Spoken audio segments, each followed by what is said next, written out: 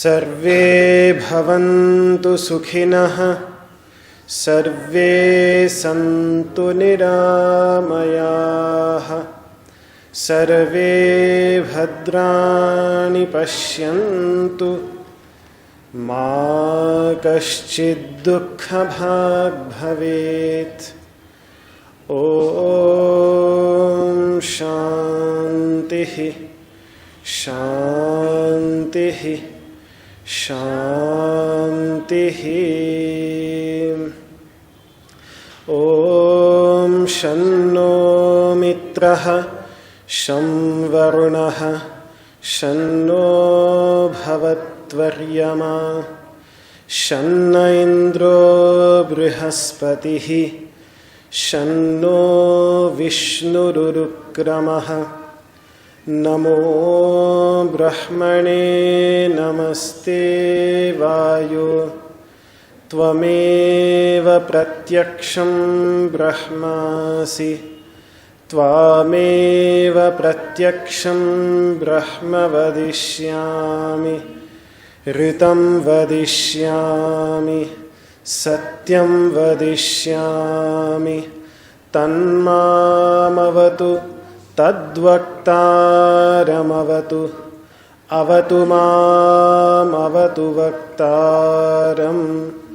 ॐ शान्तिः शान्तिः शान्तिः।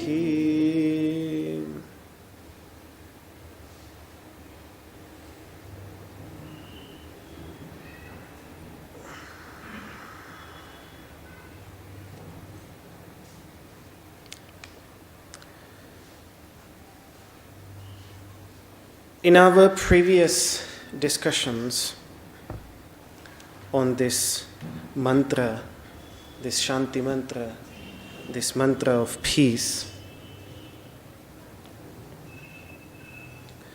we discussed some of the devas, radiant beings which stand for certain virtues, radiant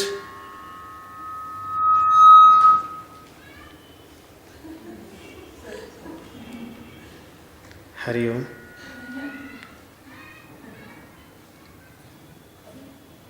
Hari Om.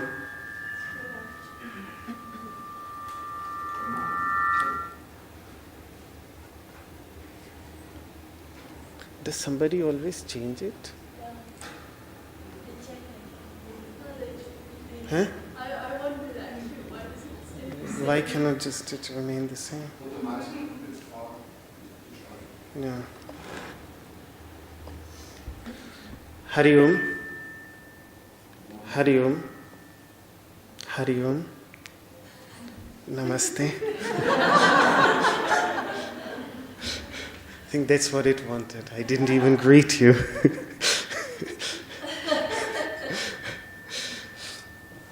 Okay. So, radiant qualities which they stand for. And the beautiful thing about this discussion is that if we imbibe these radiant qualities into our life, then in the understanding of the Vedic masters,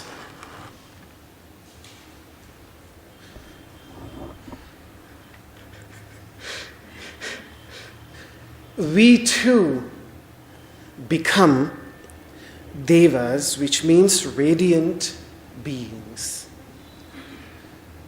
We become radiant beings by incorporating, by imbibing our life with their light, the light that they stand for, by incorporating that into our lives. So, for example, when we studied about Mitra who stands for universal friendliness towards all. Varuna, we saw, stands for this virtue to inspire the ones lacking in wisdom to pursue wisdom, and those who are wise to inspire them not to stop where they are, but strive further, to deepen one's wisdom, one's understanding. That is what Varuna does. And as a teacher, he speaks little, but he inspires the student, the listener, to explore for himself. That is what we saw when we were studying Varuna. Then the third one, Aryama, which is the divinity of light and sight, inspires the listener, the student, to experience the wisdom for themselves. What Varuna inspires us to pursue, Aryama inspires us to see it, to experience it for ourselves. That is what Aryama does. And from there arises the vision that the masters speak of. For example, the teachings of Patanjali are known as Yoga Darshana, the vision, the seeing, the experience of yoga. So that idea of darshana, that idea of seeing. I think even in there is a word in English which comes closest to darshana, at least etymologically, but not exactly the way we use it today. It's the word theory, because it has been derived from the Greek root theoria, which actually means to see, to perceive. And so that is exactly what the word darshana in Sanskrit means, except of course darshana has that connotation of direct experience, which most likely the word theory exactly doesn't have, because theory is a theory as long as it has not been experienced, as long as it has not been seen, then till then it is theory. That's why I said in the very beginning, that's just etymologically they are the same word. They are very closely related to each other. So Aryama stands for that, and then, but to see it for oneself, to experience it for oneself, one requires enthusiasm, strength, dedication, zeal. That is what Indra stood for. And then Brihaspati stood for the intellect and the expression of that intellectual understanding, intellectual comprehension in speech. That is what Brihaspati stood for. And then the last one, Urukrama Vishnu, was the most important one, because that is the one that relates a meditative understanding of consciousness as it is in the waking state of consciousness, because in the waking state of consciousness, we see so many things out there. But the idea of the 3 steps to reach the final abode, that the whole story of Vishnu speaks about, stands for, the first step that a person takes, that the one who wants to walk in the steps of Vishnu takes, is that the person, each one of us, is only aware of the ever-changing contents that arise in consciousness. But always, in every act of such awareness, we never become aware of the consciousness, the entity, the changeless entity that is present within every action of cognition. And yet we remain unaware of it. So the first step is to become aware of that in the waking state of consciousness. That is what meditation on the first letter of Om, stands for, because that is what the letter symbolizes. Then the letter U symbolizes, again, in the dream world, when we are dreaming, we always are only aware of the contents of the dream, but never really the dreamer. If we would become aware of the dreamer, our dream would become a lucid dream. Then it would become a lucid dream. So the awareness of the dreamer, rather than becoming aware of only of the dream and forgetting completely the dreamer, that is the second step that he takes. And then the third one is in deep sleep, when we wake up, we remember that there was nothing. But if there was nothing, then who was it that experienced that complete nothingness, that complete... We wake up and we say, today I slept so well. And I didn't see a single dream. It was nothing, just completely. I just slept so good. But what about the consciousness that was even present there? And if one can learn to remain with that, then I would say that like lucid dream, this becomes lucid sleep. This becomes what the yogis would call yoga nidra. Nidra, deep sleep, but with awareness. And this awareness, these 3 steps, then lead to what the masters have called the 4th abode, what they call turiya, the 4th state of complete silence. So this meditative path, these 3 steps of the meditative path, that is what Vishnu Urukrama stands for. So this much we had discussed. So the idea here which needs to be grasped is that by discussing these radiant beings, these radiant forms, the idea is to become oneself, like them, to become not, the Vedic masters don't say to become like the Devas, but to become Deva oneself, which means to become a radiant being oneself in the pursuit of that light. So last time when I ended the class, I told you that this much, till Shanno Vishnu Rurukramaha, the first 4 sentences are extremely ancient. They already occur in the most ancient part of the Vedas, which can go as back as 2000 BC.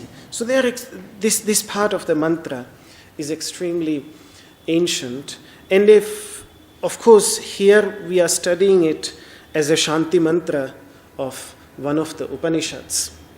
But where this this part of this mantra originally occurs in the most ancient sections of the Vedas. Also, the context is very beautiful. So I want to talk a little bit about that. It is in the context of someone whom the Vedas call Hridayate, which means someone who wants to experience and follow the inherent order, Rita, that we talked about quite often in our previous classes, whose existence itself depends on order. So first of all, he wants to comprehend that universal order in physical sense as well as in moral sense. So the yamas and niyamas are also a form of moral order. So like this too, as I told in one of my previous classes, that the word rita is quite closely related to the English word right. And that is why often it is translated as righteousness. But it doesn't take into account the whole idea, because the idea of rita, as it occurs in the most ancient parts of the Vedas, is the precursor of the word dharma, which is central to Buddhism as well as the Vedic traditional understanding. Everything that the Buddha tries to do in his teachings is explain dhamma according to his own understanding. And the same thing we find in the Bhagavad Gita. The first word is dharma, and the whole Bhagavad Gita, the first letter is dhar and the last letter is ma. So the whole teaching is between these two letters. So it's about dharma. But dharma is very specifically only, most likely only the moral order. But rita, when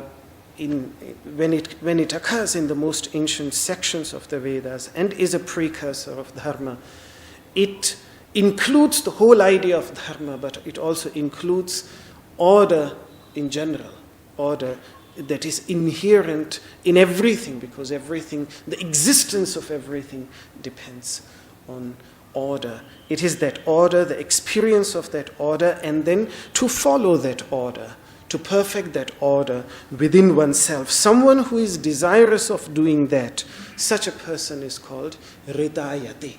Hridayate, someone who wants to achieve that.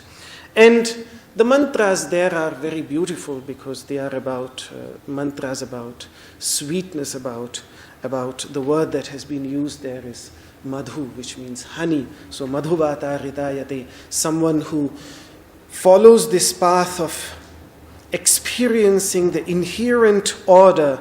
For him, the winds are filled with honey. Madhuksharanti sindhavaha, the rivers are filled with that honey. Madhvirnaha santu oshadhihi, and the herbs that he tastes are filled with honey, with nourishment. Madhunaktam, the night is filled with honey for him. Utoshasaha, and the dawns are filled with honey for him. Madhuvat parthivam rajaha, and this earth is filled with honey. And madhudyaurastu nahpita, and the heaven, the Father, the Protector. And this is again a very beautiful idea, because this idea of Dyaushpita, the realm of light as the Father, and this earthly realm as the Mother. This is a constantly reoccurring idea, and it really makes sense, because light impregnates the earth with life. That is how life comes into existence. So life, like earth, like a mother, really bears it and develops it within herself. But she receives it from the sun, from the realm of light. So in that sense, this idea of Dyaushpitar, which then for the Greeks became Zeus, Pater, and for the Romans it became Jupiter. However, there they were personified. You see personifications there. In the Vedic traditions, there was no personification around Dyaush and around Prithvi. They were just experienced the way they are. Mother Earth and the realm of light up there, which is the ultimate source of light and life, as the Father. So even that is filled for honey for him. Madhumanno vanaspatihi. The trees and the forests are filled with honey. The sun shines down honey on him. Madhvir gavo bhavantunaha. And the senses, the 5 senses through which one experiences the world, they become filled with honey. And I think that is the secret behind everything else, being filled with honey. If our own senses, because beauty is in the beholder, if our own senses with which we experience the world are filled with that honey, then everything that we experience is filled with that peace, with that happiness, with that joy in one's life. That is what this mantra. And then, of course, after these 3-4 mantras about madhu, about honey, then comes at the end this mantra, may Mitra, friendliness, bring peace to us. May Varuna bring peace and happiness to us. So this is sort of the context in which this mantra occurs in the most ancient section of the Vedas. Shanti Deva, a great Buddhist master from the 6th or 7th century of Mahayana Buddhism, he points out something very beautiful in his Bodhicharyavatara, in his the way of life of a bodhisattva. He says that, you see, when we are deeply troubled because of something in our heart, even the tastiest food, the tastiest drink fails to give us happiness, joy, satisfaction. It doesn't even taste good because we are deeply troubled. So can't we imagine the opposite of this, in which we are so happy, so joyful, so peaceful, so at peace with ourselves, that even a troubling situation, even something troublesome, even something upsetting, even something worrying, fails to lead us towards depression, fails to cause pain and suffering in ourselves because we are so happy. I think that is what the master here, when he uses this symbol, madhu, of honey. And this is a very potent symbol, and I think the masters have, particularly the Vedic masters, there are sections on honey. So it has been a potent symbol, and it has been applied in so many different ways. So that is what he's talking about. Now the next section, which has been added to the original part by the Upanishadic masters, in which there is this, the next section is addressed to prana. And we saw that earlier also all these devas, they were just manifestations of prana, but now this section is very clearly and only addressed to prana itself. It bows down to prana directly, indirectly, and declares something about that, and also praise. Because for the Upanishadic masters who had developed out of the meditative tradition of the Aranyakas, of those sections of the Vedas that were taught and studied and perceived in the forests, which are the meditative parts of the Vedas. For them, the object of meditation, the supreme form of divinity, is always prana, this life force, which is very difficult because to explain what life consists of, what life really is, I think it is the most elusive question. It is impossible to answer, and yet we all experience it. We are alive because of that principle. That is what they called prana. And there is a beautiful example that one of the masters has given, because prana is also a form of breath. And I like this example that when the same breath, when it flows into a flute, depending on the holes from which it emanates, the tone changes, but it is the same prana, the same breath. So to show how one prana manifests in the form of all these devas, these radiant beings that we talked about, and in the form of all the rishis, all the masters. There are sections in the Aranyaka texts which say that there are no ancient rishis, there are no father, there are no mother, there are no brother, there are no sisters, there is nothing. What is there is just prana everywhere. So everywhere they try to make their student aware of the presence of prana and just allow one's attention to be with that, to perceive the one which is foundational to many.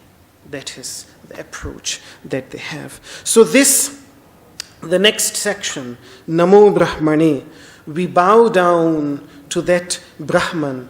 Now Brahman here does not stand for that supreme principle, but it stands for that prana, because the Vedic masters always say that when it comes to that supreme principle of consciousness, which is the very essence of one's being, with which there is no difference, how can a person bow down in front of it? It's not possible. So what Brahman here stands for is the way that the later masters explain it. They call it Sutratman, again an idea which I've been talking about repeatedly, the principle that threads everyone together. That principle of prana. And then Namo Brahmane, we bow down to that principle, that prana. How do we use the word Brahman in this case? See, Brahman has been derived from the root Brimha, which means to increase in size. And if you would ask an Upanishadic master, what is the size, what is the sign of the presence of prana, is that things increase in size. When something is alive, they increase. So that is why everything that starts with something tiny, little, but then increases in size, that is the work of prana. And in this section, when the word Brahman has been used, it means that principle which enables something that has been created to expand, to become bigger from something smaller. That is what they call Brahman. And prana is called Brahman because it is that principle which enables something tiny to expand into something bigger. That is what the word Brahman stands for. So Namo Brahmane and Namaste Vayu. Vayu also means wind, and Vayu also simply just means the principle of movement. So the principle of expansion and the principle of movement. That is what Brahman is, the principle of expansion, and Vayu is the same. It's referring to the same entity, but from a different perspective. The principle of movement. Namo Brahmane Namaste Vayu Tvameva Pratyaksham Brahmasi. You indeed are the Pratyaksha, the direct, the Brahman that can be perceived directly. What we talk about, that foundational principle of this universe, the Brahman of the Upanishads that are discussed later on, that is Paroksha. That is something that transcends our senses. It cannot initially be directly experienced. Do we experience that fundamental principle now? No, we don't. It requires a lot of practice. It requires a lot of work. It requires training one's intellect in focusing in attention. But do we have any doubt about the existence of prana? That is something that we directly experience. Breathing in and breathing out. Who would doubt? Who can doubt? Who can have any doubt in prana? And that is why the Master says that you are, how have I translated it in English? Yeah, evident. You indeed are the evident, the directly visible. Not with the eyes, but the directly comprehensible. The masters go so far. One of the commentators says that, you see, the presence of the senses through which we experience the world has to be inferred. We know my sense of vision is working correctly when I see. When I see, I infer that my sense of vision is there. If I don't see, then how do I know whether I can see correctly or not? And that is what, when you used to go to get the number, to find out the number of the spectacle, then you had to see, you had to read the letters. And by reading the letters, how increasingly small, tiny letters one can see. According to that, then the number of the spectacles is decided. So, and I remember, usually when you have a frightening experience, that is something that you remember. Back in, it was in 91, 92, I think. And I and my father, we had gone to Kedarnath, which is up here. It was an unexpected and completely unplanned journey, because what happened was that we just went in one morning on my holiday when I did not have to go to Kailas Ashram to study. We just went for a walk, And then my father thought, okay, let us go to one of the beaches farther away. So we asked somebody for a lift. And then a taxi came and they took us. And by the time we reached the beach that we were intending to go, up there around 40 kilometers before Byasi, there's a very beautiful place, Jhula like this, very beautiful place, one of my father's favorite place. He still goes there. Then Prabhuji said, okay, let us go to Devprayag. The taxi is going further, let us go to Devprayag. When we reached Devprayag, he said, why not Rudraprayag? We have holiday tomorrow also, let us go to Rudraprayag. The taxi driver was kind enough, and his passengers who had paid for the taxi, who were sitting at the back, were also kind enough to accept us the way we were just going further up. By the time we reached Rudraprayag, which is around, 130 or 140 kilometers, 150 kilometers from here, we came to know that they were going to Kedarnath. And so the taxi driver's work was to drop these passengers in Gaurikund, and from there then they would walk on foot. So then, by the time we were reaching Rudraprayag, my father asked them, "Can we join you to Kedarnath, to Gaurikund?" And I said, "Prabhuji, we had nothing. We were just like this. Nothing, and it's really cold up there, you have to walk past उनको क्या बोलते हैं हिमानियों को glaciers. You have to walk past the glaciers for 14 kilometers to reach up there. And we had nothing, no woolens, no blanket, nothing. The taxi driver was kind enough and he said, "Well, if you want to go, you are most welcome to. You can take my blanket." And then my father said, "Oh, wow, okay." So at least we have one blanket. And okay. So then we went to Gaurikund. And when we reached Gaurikund, the passengers, who were two South Indians, newlywed, just had recently got married, but one of them could speak very good Sanskrit, and he was most likely a computer technician, but also with some traditional education as well, as is quite common amongst South Indian Brahmin families. And so he ended up giving us 500 rupees, he and his wife 200 rupees, so we had 700 rupees to start our on-foot journey with. So with these 700 rupees and one blanket,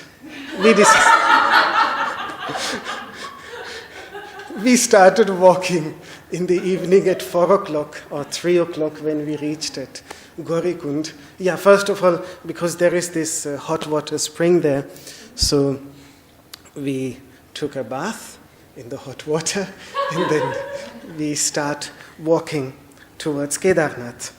And then a group of pilgrims was coming from behind. There were around 40-50 people, I very well remember, from Muradabad. It was a whole bus of pilgrims. And they said they saw my father had already lost. It was just approximately the time when he had just lost his eyes completely. And so they saw a 12-year-old child walking with one blanket, with his blind father towards Kedarnath. And so they said, where are you going? Well, we are going to Kedarnath. Where are you going to stay overnight? I said, we don't know yet. Let us see where we will stay. And I said, come, join us, be with us. So they were kind enough, and the group had hired a few rooms in the next place. So I think on the way of Kedarnath somewhere in the evening, we stayed overnight with them.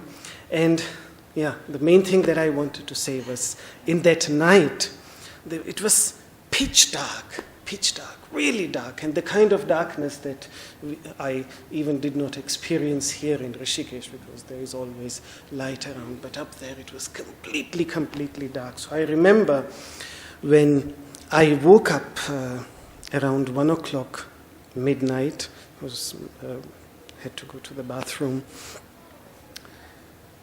I couldn't see anything. It was just completely dark. Everybody was sleeping, and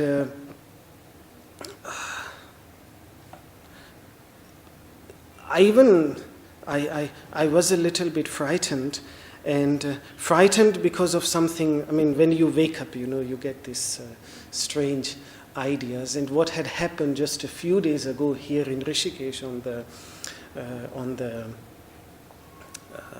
railway station, some beggars or somebody, 5-6 people were sleeping on the railway station. I don't know if this was true, but it was like everybody was talking about this in Rishikesh. And suddenly in the morning, when they woke up, their eyes were stolen. Here in Rishikesh, this was back in 91. A group of 5-6 people. They fell asleep at night on the railway station, just in open. And in the morning, when they woke up, they just had no eyes. The eyes were removed. I don't know whether this was true. Some friends told me that they saw them in the hospital. Whether it was a hoax or what was there, I don't know. I didn't see it myself. But it was certainly, everybody was talking about this. And so when I woke up there, and it was so dark that I couldn't see anything, the first thing that I did was trying to touch my eyes and be sure that whether they are still there and whether I can see. But still, the kind of fear that I remember in those few moments, and then touching if somebody is around there, then somebody else was sleeping. Yeah, what do you need? And then he wakes up, and obviously he would have been somebody who smokes, so he got out his matches, and he strikes his matches, and then when I saw that light, it was like, yes, my sight is still working, I'm fine. My eyes are still there. So just trying to tell you from this experience that we can never be sure about our senses unless we see their work. So we have to infer their presence by their work. The moment I saw the light there, I knew everything is functioning properly. My sense of vision is functioning properly. But this is not the case with prana. With prana, we can directly sense it. And the practice of pranayama, by bringing one's awareness to this, what, for example, the Bhagavad Gita speaks of, nasagra, first of all at the tip of one's nose, and then at the central region, in the navel region, is because these are the two places where prana can be directly experienced, felt, and used as a prop to direct one's attention at, to train one's attentiveness, one's capability to be attentive. That is the idea of pranayama. So in that sense, tvameva pratyaksham brahmasi. The story nonetheless was very eventful. Yes, for you certainly it was, because she didn't know where they vanished, Not 2 days, I think 3-4 days. 4 or 5 days. I had no idea. Yes. There were no phones back then in 1991, and she with the driver and with yes. And then somehow, with the photo. With the photo, yes. People told me, yes, we have seen these two there. So I somehow followed, because they had nothing with them. And then I found them, and they were, why you are here?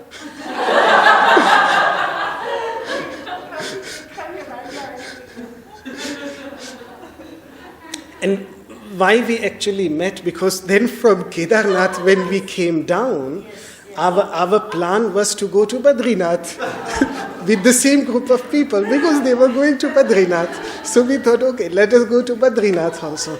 However, what had happened was that at one of the curves, suddenly the steering of the bus got jammed. And the bus stopped just a tiny little, like just from the edge of a precipice. That is where it stopped. And when we met her, we were actually stuck there, because this bus broke down there in between of nowhere. And then, of course, it took the bus driver 2 days or something to get it fixed. So the whole group was stuck there. Of course, we had ration and the cook was there, so everybody was fine. We had our lunch and dinner and everything. But we were stuck there in the forest. And that is when otherwise we would have gone to Badrinath, which we did.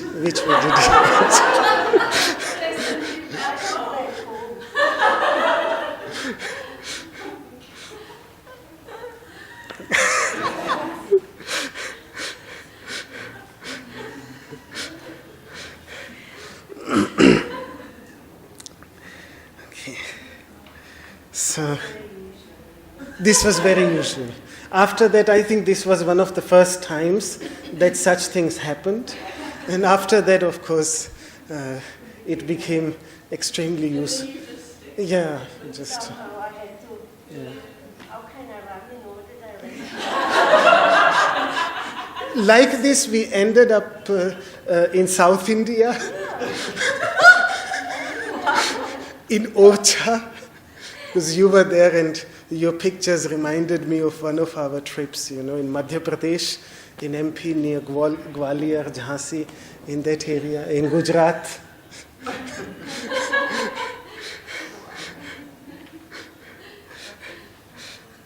And yes, without money. Without money.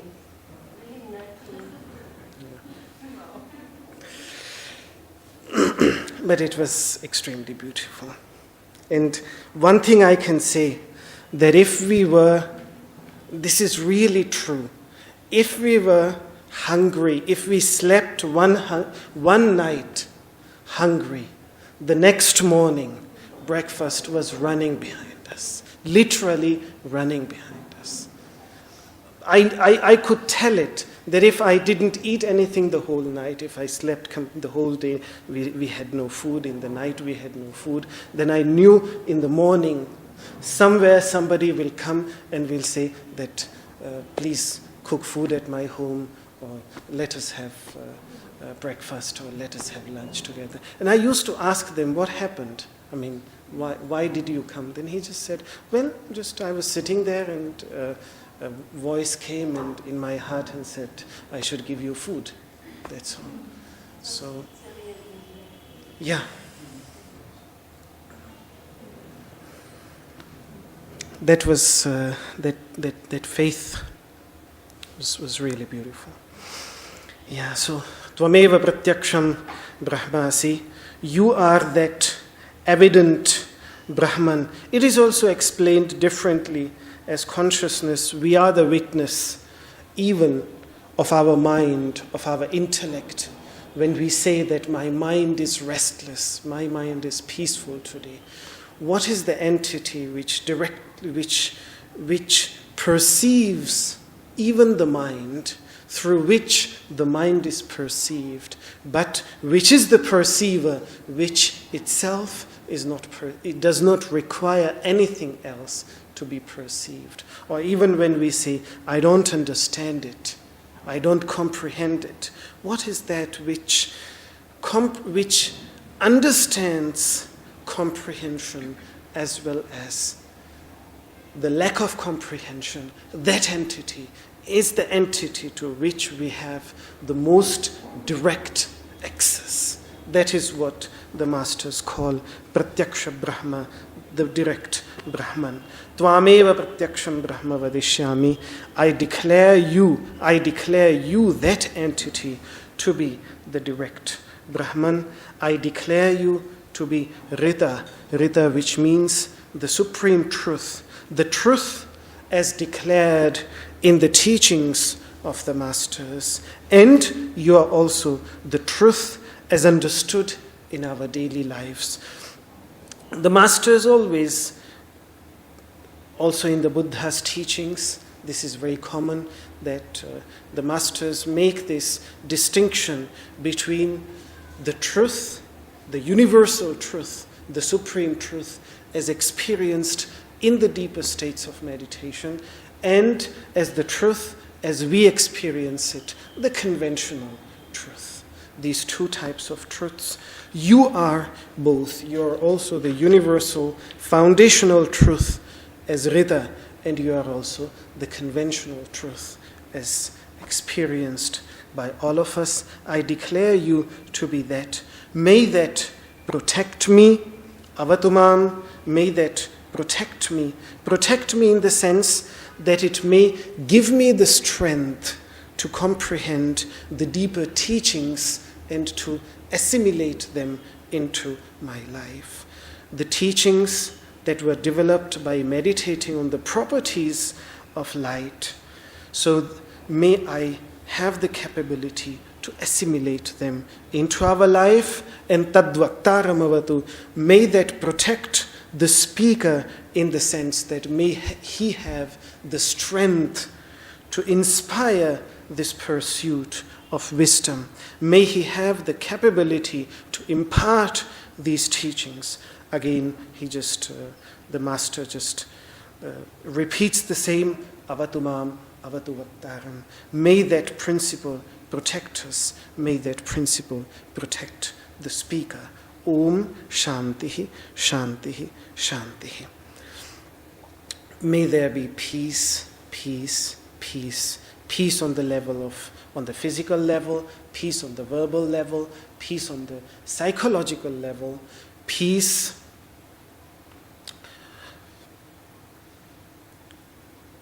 to sufferings that occur because of internal causes such as sicknesses or mental problems, or sufferings which are caused by other living entities, and sufferings which are caused by the elements. These three types of sufferings. That is why 3 times this Shanti, Shanti, Shanti has been. And this last part of the mantra really, and the next mantra now, which we will study after this break, which we are going to have because this will be the last class in this session, and we will only continue after the 10th of February because a lot will happen in between. So we will not be able to continue. But this last part of this mantra and the next mantra are very beautiful because they bring to the forefront this beautiful relationship between the student and the teacher, which was the relationship of friendliness, of deep love and deep friendliness, mutual trust and faith. The word that is used there is sakha. Sakha is the Sanskrit word for a friend. Sakha. In fact, there is also an equivalent word to friend, because friend has also its root it has its Indo-European root. It is related to friend and free. These two words, freedom, free. These two words have their root from which the Sanskrit word for friend, priya. And both words, sakha and priya, are, for example, Sri Krishna uses the word for his student Arjuna. He calls him Bhaktosi me sakha cheti. You are my best sakha, my best friend. At the end of the 18th chapter, he uses the word priyusi me. You are extremely dear to me. So this, and the Upanishads go 2 steps further. They don't use the word priya, which is the equivalent of the word friend, which simply means, in Sanskrit, priya means beloved, dear. But they use the Upanishads. In the Upanishads, the master addresses the student as preshta. And preshta means dearest. It's dear, dearer, and dearest. That is the kind of addresses that the master uses, or a very common term that we find in the Upanishads, in the discussion between the master and the students, is somya. Somya, which means it's a beautiful word. It is usually translated in English. Translation is my dear, but it doesn't mean that, because it derives from the word soma, which means moon, and it simply means soothing like the moon. That is what it means, somya, soothing like the moon. The sun in hot regions can become very strong, but at night the moon, the light of the full moon is so soothing, so soothing like the moon. That is the kind of words that the masters use. And on the other hand, it was very common for the students to address and to develop a parent-like relationship. That is what we find in the Upanishads. So, for example, the word pita, which is the Sanskrit word for father, has been Tom hinah pita yosmakam avidyaya param param taresi. One of the Upanishads ends with this statement: you indeed are our father, because you help us to cross over the ocean of ignorance. And the Sanskrit word, because in Sanskrit we have two words, Janaka and Pita. Janaka means someone who gives birth, because Jan, the root Jan, which means to give birth, the birth giver. So that is the biological father. But the Sanskrit equivalent for father, which is Pitar, that simply means someone who protects and nourishes, who protects from the darkness of ignorance and nourishes through the light of wisdom. Such a one is called Pita. So like this, very beautiful words. And these two mantras, they speak of both together, because originally the Upanishadic discussions were meant to be always between two. They were private discussions between two. And this tendency of addressing groups, most likely it seems it only came with the Buddha. And with mythological stories, yes. With mythological stories were kinds of stories, that were addressed to the masses. But the Upanishadic deeper teachings were always part of one-to-one discussion. So the next mantra is about that, but we'll come back to this. This idea of friendliness, because later on in the 15th century, after the 13th, 14th century, this idea of deep veneration towards your master, lifting the master up to a godlike figure. This is rather something recent.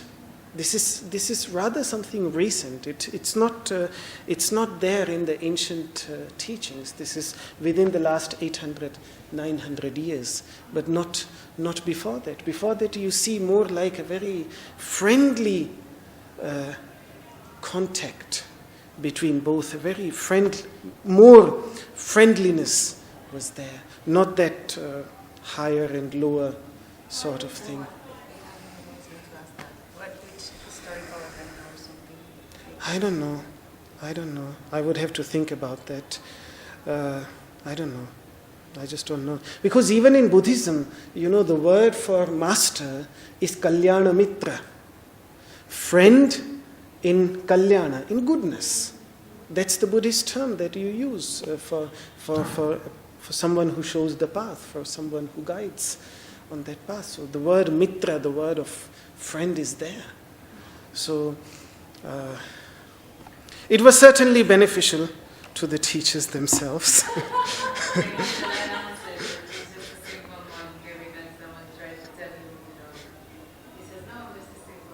Exactly. That's what is most important. But then, I think particularly with the Agama traditions, the Tantra traditions, a lot of importance was given to a teacher. Even this idea that you cannot pursue on a spiritual journey without a living teacher, I think this is something that is very central to the Agama idea, but is not so central to, for example, Buddha openly declares that he did not have a teacher. And the idea of pratyeka Buddhas, those who acquire enlightenment without the help of any teacher.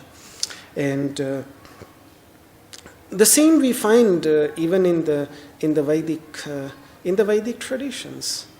That idea is also there, slightly different forms, but I don't know. I will have to think about this question. Any other thoughts or any other questions?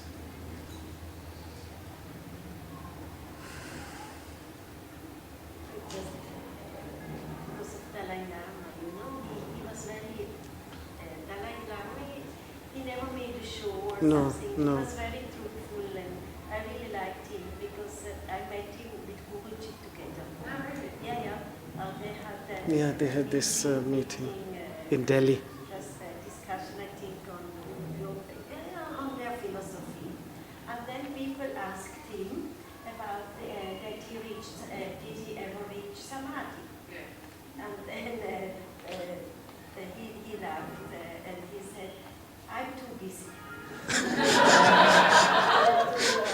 Because if I want to reach samadhi, it will take me hours and hours of meditation.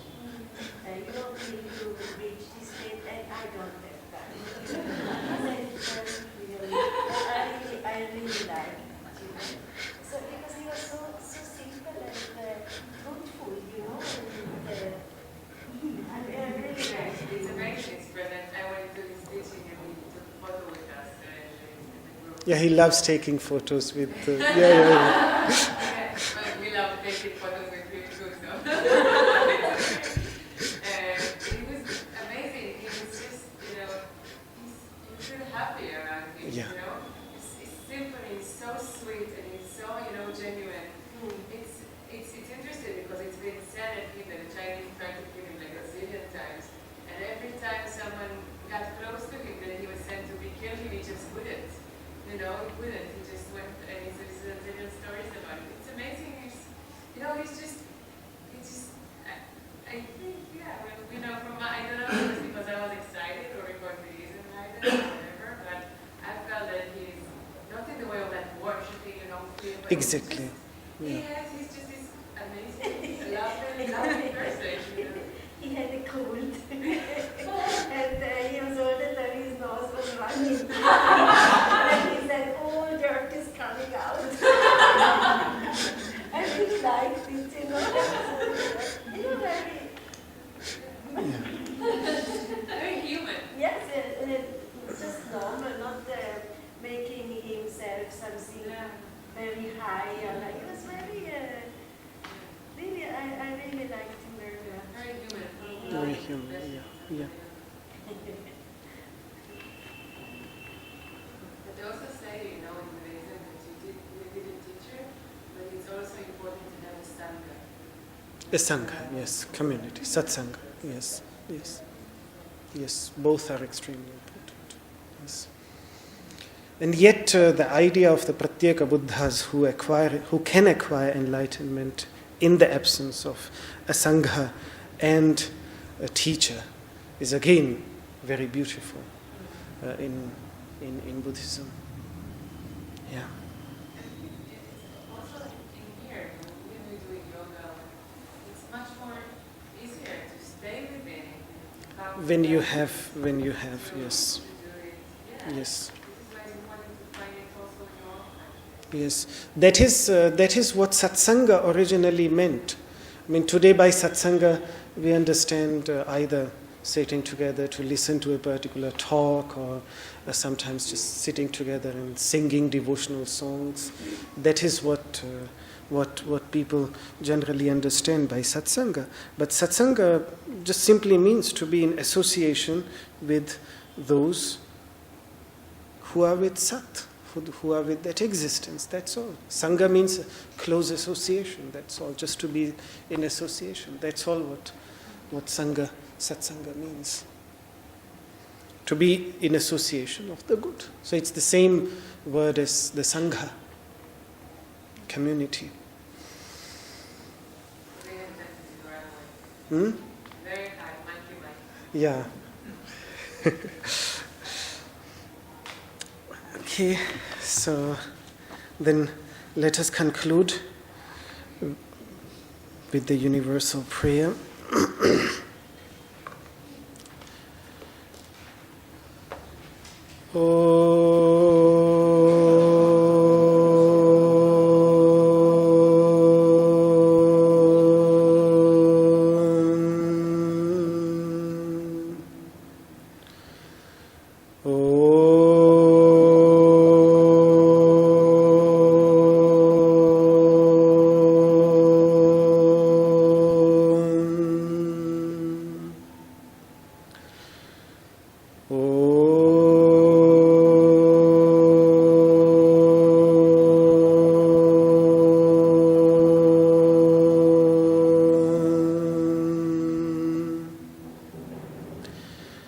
सर्वे भवन्तु सुखिनः सर्वे सन्तु निरामयाः सर्वे भद्राणि पश्यन्तु मा कश्चित् दुःखभाग् भवेत् ॐ शान्तिः शान्तिः शान्तिः.